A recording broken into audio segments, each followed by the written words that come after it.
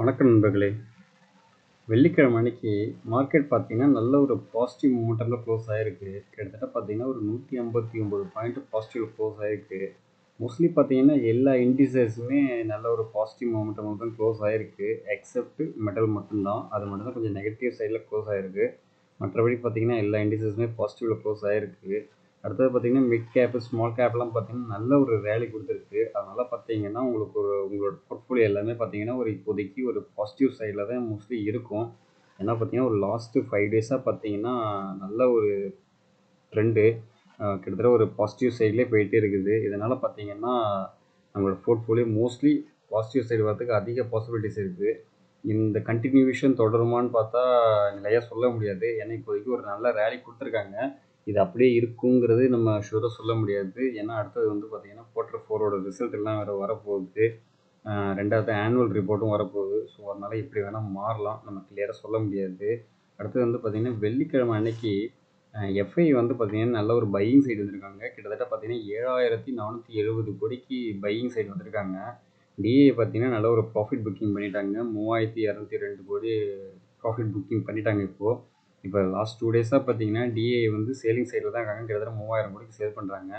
FI பாருங்கள் buying side வராங்க. FI buying side வந்த உடனே பாருங்கள் மார்க்கெட் ஆட்டோமேட்டிக்காக ஏற ஆரம்பிச்சிக்கிட்டே இருக்குது. நல்ல ஒரு ரேலி கொடுத்துட்டு ஏறிக்கிட்டே இருக்குது. மோஸ்ட்லி பார்த்தீங்கன்னா, அவங்க ஃபோக்கஸ் எல்லாமே லார்ஜ் கேப். எந்த ஸ்டாக்ஸ் வாங்கினா நல்லா ஏறும் அப்படிங்கிறது அவங்களுக்கு நல்லா கிளியராக தெரியுது. அதனால் கிளியராக பார்த்தீங்கன்னா, அவங்க லார்ஜ் கேப் ஸ்டாக்கை வாங்கிடுறாங்க. ஆட்டோமேட்டிக்காக பார்த்தீங்கன்னா, நல்ல ஒரு அப்பில் போயிட்டே இருக்குது. மார்க்கெட் நல்லா அப்பில் போகுது. இதேமாதிரி ஏற விட்டுட்டு அது இந்த டைமில் நம்ம எல்லோரும் போய் வாங்க ஆரம்பிப்போம். அப்போ நம்மளோட ஃபோக்கஸ் வந்து பார்த்திங்கன்னா, ஸ்மால் கேப்பு மிட் கேப்புன்னு தான் ஒரு மைண்டில் போகும். அதில் போகும்போது நம்ம அதில் போய் அந்த ட்ராப்பில் மாட்டுவோம். அதுக்கப்புறம் பார்த்திங்கன்னா, அவங்க டக்குன்னு சேல் பண்ண ஆரம்பிச்சிருவாங்க. அதுக்கப்புறம் நம்ம லாஸ் ஆகி நம்ம திரும்பி நிற்போம். திரும்பி அக்குமுலேஷன் ஏதாவது ஒன்று பண்ணிகிட்டே இருக்கணும். அப்படி இருந்தால் மட்டும்தான் நம்ம ஸ்டேபிளாக பண்ணிகிட்டே இருக்க முடியும். ஸோ இந்த மாதிரி இருக்குது. ஸோ கொஞ்சம் எல்லாமே கொஞ்சம் விஜிலன்ஸாக இருங்க. கரெக்டாக ட்ரெண்டை பாருங்கள். சஃபிஷியன்ட் மணியை வச்சுக்கங்க எப்போதுமே உங்கள் கையில். பேக்கப்புன்னு ஒரு பேமெண்ட் ஒன்று கையில் வச்சுக்கிட்டே இருங்க. அப்படி இருந்தால் மட்டும்தான் சப்போஸ் மார்க்கெட் இறங்கினா கூட நீங்கள் பணத்தை திருப்பி டம்ப் பண்ணி அதை வந்து ஆவரேஜ் பண்ணி நீங்கள் அந்த பையிங் ரேஞ்சு வர வச்சு நல்லா இது பண்ணிக்கிட்டே இருக்க முடியும்.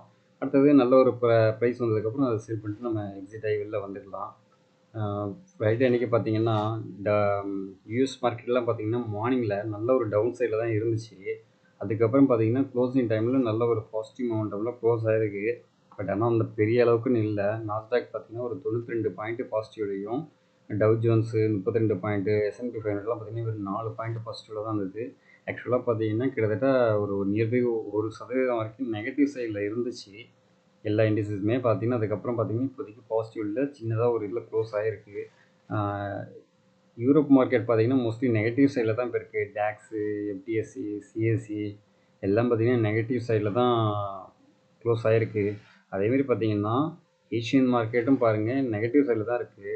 ஜப்பானோட நிக்கி வந்து பார்த்தீங்கன்னா 74 பாயிண்ட் டவுனு.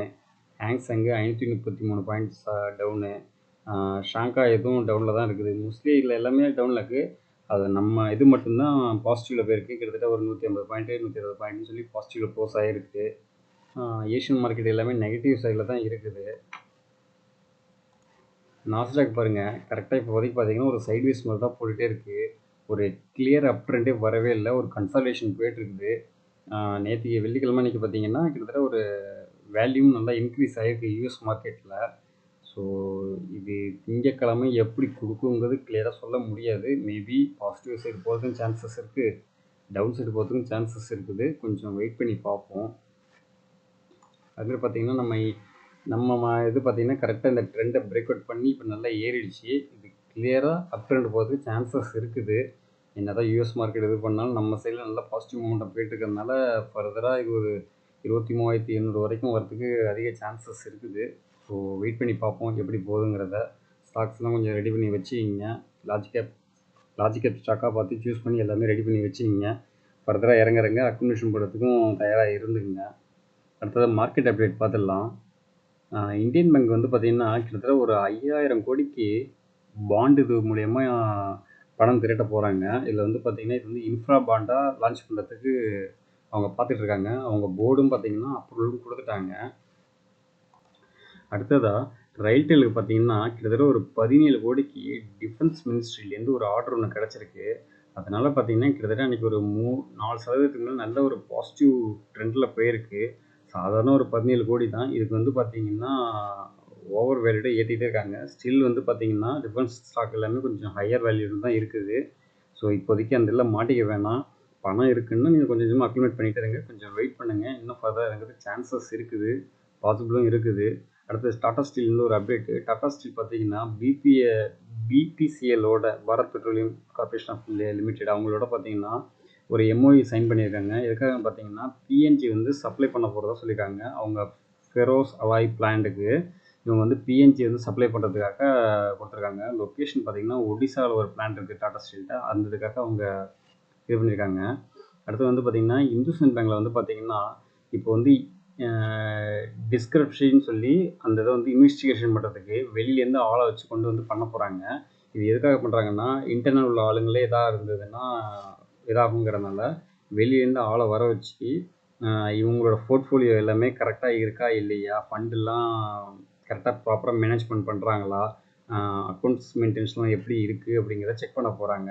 ஏன்னா உள்ளுக்குள்ளே ஆளை வச்சு பண்ணால் அவங்களுக்கு சாதகமாக சொல்லுவாங்க அப்படிங்கிறதுனால இவங்க வந்து வெளியில தான் ஆளை கொண்டு வர வச்சு அவங்க வந்து நியூட்ரலாக இருந்து அவங்க எல்லா விஷயமும் கணக்கு பார்த்து அவங்க ஆர்பிஐக்கு அப்ரூவல் இது சொல்லிடுவாங்க, விஷயத்த சொல்லிடுவாங்க.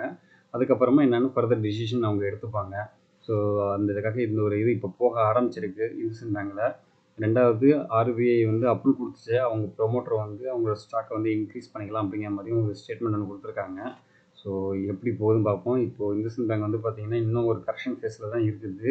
அது வெள்ளிக்கிழமை அன்னைக்கும் டவுன் சைடில் தான் போய் கிட்டத்தட்ட ஒரு 1% மேலே நெகட்டிவ் சைடில் தான் இருக்குது. இது இன்னும் ஃபர்தர் இறங்குறது சான்சஸ் இருக்குதுன்னா கொஞ்சம் கொஞ்சமாக அக்குமுலேஷன் பண்ணி வச்சுக்கலாம் நம்ம. அடுத்த கோவா கார்பன்லேருந்து ஒரு அப்டேட்டு. அவங்களுக்கு வந்து பார்த்திங்கன்னா கிட்டத்தட்ட ஒரு 74 கோடிக்கு இன்கம் டேக்ஸ் டிமாண்ட் நோட்டீஸ் வந்து வந்திருக்கு. இப்போ புதுசாக வந்திருக்கு. ஸோ அதனால் பார்த்திங்கன்னா அந்த ஸ்டாக் வந்து பார்த்திங்கன்னா கொஞ்சம் டவுன் சைடில் தான் இப்போ போயிருக்கு. அடுத்தது வந்து ஜேஎஸ்டபிள்யூ எனர்ஜிக்கு பார்த்திங்கன்னா கிட்டத்தட்ட ஒரு 80,000 என்சிடி பாண்ட் வந்து லான்ச் பண்ண போகிறாங்க. அதோட மதிப்பு வந்து பார்த்திங்கன்னா 800 கோடி அப்படிங்கிற மாதிரி சொல்லியிருக்காங்க. இது வந்து 2 ட்ரென்ச்சாக விட போகிறதாகவும் சொல்லியிருக்காங்க. அடுத்ததாக பஜாஜ் ஃபினான்ஸ்லேருந்து ஒரு அப்டேட்டு. பஜாஜ் ஃபினான்ஸ் பார்த்திங்கன்னா அவங்களோட வைஸ் சேர்மன் வந்து பார்த்திங்கன்னா இப்போது திருப்பி ரீஅப்பாயின்மெண்ட் பண்ணிட்டாங்க. ராஜீவ் ஜெயின் வந்து கண்டினியூஸாக இருப்பார் அப்படிங்கிற மாதிரி சொல்லியிருக்காங்க.